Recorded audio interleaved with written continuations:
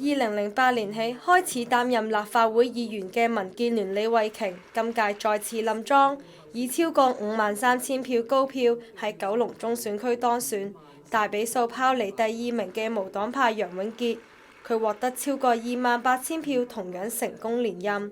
李慧瓊指感謝市民一直對自己嘅支持。面對嘅挑戰，社會環境都有不同嘅，咁所以得票呢，其實係一個綜合反應。咁每一次呢，我哋都會總結經驗，亦都希望呢係透過每一次市民啦，又或者係不同界別同我哋反映嘅意見呢，我哋都會去思考呢喺未來4年工作裏邊點樣去調整啦，係以更好回應市民對我哋嘅期望同埋訴求咧。九龍東選區方面，工聯會鄧家彪獲得超過53000票，成功連任，係5名候選人中得票最多。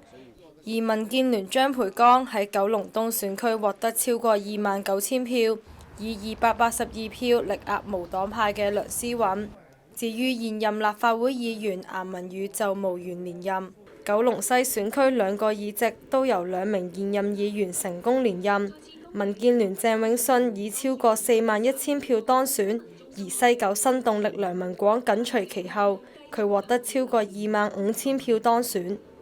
說在線記者莊子晴報導。